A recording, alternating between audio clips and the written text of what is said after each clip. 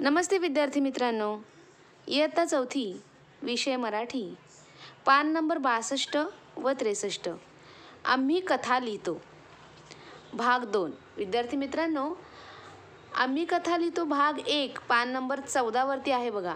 त्याच्यात मुद्द्यावरून गोष्ट तयार करायला सांगितली होती. आता आपल्याला चित्रावरून गोष्ट तयार करायची आहे. गोष्ट किंवा कथा भूतकाळात लिहिली जाते, कारण आपण ती नंतर सांगतो की नाही. आधी घडलेली घटना आपण नंतर सांगत असतो, त्यामुळे ती भूतकाळात सांगावी लागते. म्हणून शक्यतो गोष्टी भूतकाळात असतात. पहिल्या चित्रामध्ये सकाळी सकाळी बागेत सर्वजण फिरायला आले होते. कुणी धावत होते, कुणी व्यायाम करीत होते, तर वृद्ध माणसे बाकावर बसली होती. दुसऱ्या चित्रामध्ये काही स्त्रिया घोळक्याने बागेतल्या रस्त्यातून चालत होत्या. त्यांच्या पुढे एक स्त्री चालत होती. तिसऱ्या चित्रामध्ये असं आहे की इतक्यात 2 तरुण चोरटे मोटारसायकलवरून भरधाव आले. त्यांनी त्या स्त्रीच्या गळ्यातील चेन खेचली. सोन्याची चेन असते की नाही, ती खेचली आणि मोटारसायकलवर धूम ठोकली. हे दृश्य फुटपाथवर व्यायाम करीत असलेल्या पल्लवी व मानसी यांनी पाहिले. त्यांनी आरडाओरडा करून त्या चोरट्याचा पाठलाग केला. प्रसंगावधान साधून मानसीने व पल्लवीने त्यांच्यावर दगड भिरकवले. एक दगड पाठीमागच्या चोराला लागला. दोघे तोल जाऊन खाली पडले. जमावाने त्यांना पकडले. पोलिसांना बोलावून चोरांना त्यांच्या ताब्यात दिले. आता विद्यार्थी मित्रांनो, आपल्याला काय करायचं आहे, तर ही 6 चित्र झालेली आहेत जी पुस्तकात दिलेली होती ती. आपल्याला आता शेवटचे चित्र काय असेल त्याचा आपल्याला कल्पना करायची आहे आणि ते चित्र आपल्याला रेखाटायचं आहे.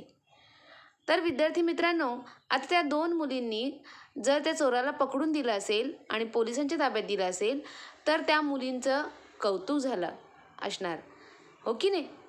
धाडसी काम केलेलं आहे त्यांनी. खूप धाडसाने त्या 2 चोरांना पकडून दिल्यामुळे त्यांचं कौतुक व्हायलाच पाहिजे.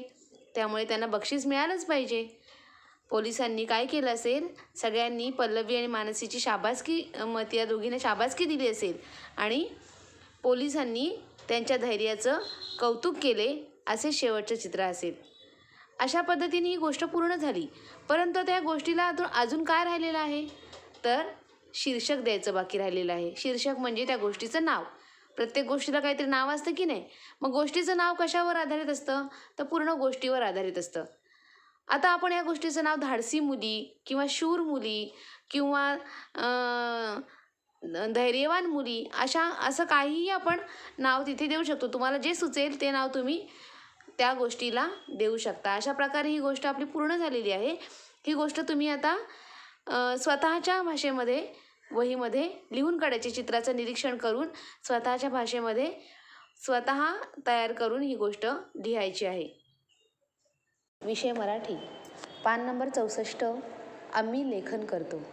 विद्यार्थी मित्रांनो, या 64 पानावरती 2 उतारे दिलेले आहेत. एक उतारा विरामचिन्हांसह आहे आणि दुसरा उतारा आहे त्यात विरामचिन्ह योग्य ठिकाणी आपल्याला वापरायचे आहेत. आधी विरामचिन्ह असलेला जो उतारा आहे त्याचं आपण वाचन करणार आहोत. तत्पूर्वी विरामचिन्ह म्हणजे काय, तर आपण बोलताना व वाचताना वाक्यातील विशिष्ट जागी आपल्याला थांबावं लागतं की नाही, आणि मग पुढे बोलतो किंवा वाचन करतो. ज्या शब्दापाशी आपण थांबतो की नाही त्या शब्दाच्या तिथे आपण विराम घेतो, म्हणजे आराम करतो, जरा असं थांबतो, विश्रांती घेतो. हे विराम विशिष्ट चिन्हाने दाखवले जातात. त्या चिन्हांना विरामचिन्ह असे म्हणतात. आता विरामचिन्ह असलेला आपण जो उतारा आहे त्याचं वाचन करणार आहोत. राणी आजीला म्हणाली, बघ ना आजी, आपला सोनू मला चिडवतो. अरे सोनू, इकडे ये, आजी म्हणाली. सोनू आजीकडे आला. काय ग आजी, सोनू म्हणाला. अरे तुम्ही दोघं बहीण भाऊ, मग आपल्या ताईला का चिडवतोस, आजी म्हणाली. असं आहे होय, सोनू मनाशीच म्हणाला. अगं आजी, आम्ही दोघं खेळतो 1 तासभर, तू बघ कोण काय करतं ते, मग बोल मला, म्हणतात ना, हातच्या काकणाला आरसा कशाला, सोनू म्हणाला. या उतार्याचं वाचन आपण विरामचिन्हांसह केलं, त्यामुळे ते छान वाटलं ऐकायला. आता विरामचिन्ह नसलेला जो उतारा आहे त्याचं मी वाचन करून दाखवते आणि मग त्याच्यामध्ये आपण विरामचिन्ह वापरून त्याचं वाचन करणार आहोत. दोन्ही पद्धतीने करणार आहोत. विरामचिन्ह नसलेला आपण उतारा वाचन करतोय. गांधीजींचे मित्र एकदा त्याला भेटायला आले. दोघांनी गप्पागोष्टी केल्या. गांधीजींचे लक्ष मित्राच्या धोतराकडे गेले. ते मित्राला म्हणाले, अरे इतका श्रीमंत झालास पण तुझे धोतर फाटकेच. मित्र म्हणाला, अरे भाई, श्रीमंताला काही अडचणी असतात. गांधीजी म्हणाले, फाटके धोतर नेसण्या इतकी काय अडचण आली. मित्र म्हणाला, नोकर काम करत नाही. हे ऐकून गांधीजींनी लगेच त्याचे धोतर शिवून दिले. हे पाहून तो श्रीमंत गृहस्थ गांधीजींना काय सांगायचे आहे ते समजून गेला. आता त्याच उतार्यामध्ये योग्य ठिकाणी योग्य विरामचिन्ह वापरून त्याचे वाचन आपण करणार आहोत. गांधीजींचे मित्र एकदा त्यांना भेटायला आले. दोघांनी गप्पागोष्टी केल्या. गांधीजींचे लक्ष मित्राच्या धोतराकडे गेले. ते मित्राला म्हणाले, अरे इतका श्रीमंत झालास पण तुझे धोतर फाटकेच.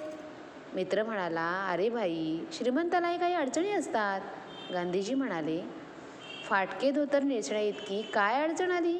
मित्र म्हणाला, नोकर काम करत नाहीत. हे ऐकून गांधीजींनी त्याचे धोतर शिवून दिले. हे पाहून तो श्रीमंत गृहस्थ गांधीजींना काय सांगायचे आहे ते समजून गेला.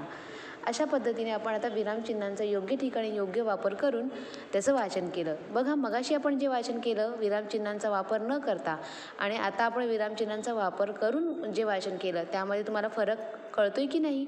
मग विरामचिन्ह वाचनात, लेखनात, संवादात किती महत्त्वाचे असतात की नाही.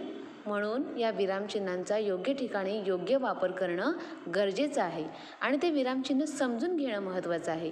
आता प्रत्येक विरामचिन्हांचा अर्थ आपण समजून घेऊया. आता नुसता जो टिंब आहे त्या चिन्हाला पूर्णविराम म्हणतात. हे वाक्याच्या शेवटी दिले जाते. जे पूर्ण असतं, गोल असतं टिंब, त्याला पूर्णविराम म्हणतात. त्यानंतर छोटासा जो कॉमा काढलेला असतो, छोटासा जो तुम्हाला दिसते चिन्ह, या चिन्हाला स्वल्पविराम म्हणतात. हे वाक्याच्या मध्ये ज्या शब्दानंतर आपण थोडे थांबतो, अगदी किंचित थोडं थांबतो, तिथे दिलं जातं. त्यानंतर आहे प्रश्नचिन्ह. प्रश्न आपण वाचतो की नाही, त्या प्रश्नाच्या नंतर शेवटी बघा एक चिन्ह असतं, त्याला प्रश्नचिन्ह म्हणतात. या चिन्हाला प्रश्नचिन्ह म्हणतात. हे प्रश्नार्थक वाक्याच्या शेवटी दिले जाते. या चिन्हाला उद्गार चिन्ह म्हणतात. मनातील भावना व्यक्त करताना वाक्याच्या शेवटी दिली जाते. या चिन्हाला अवतरण चिन्ह म्हणतात. एखाद्याच्या तोंडचे बोलणे या चिन्हाने दाखवले जाते. अशा प्रकारे योग्य चिन्हांचा योग्य ठिकाणी योग्य वापर केला तर आपलं संवाद, लेखन, वाचन एकदम प्रभावीपणे होऊ शकतं. म्हणून तुम्ही जास्तीत जास्त विरामचिन्ह योग्य ठिकाणी वापरण्याचा प्रयत्न करा.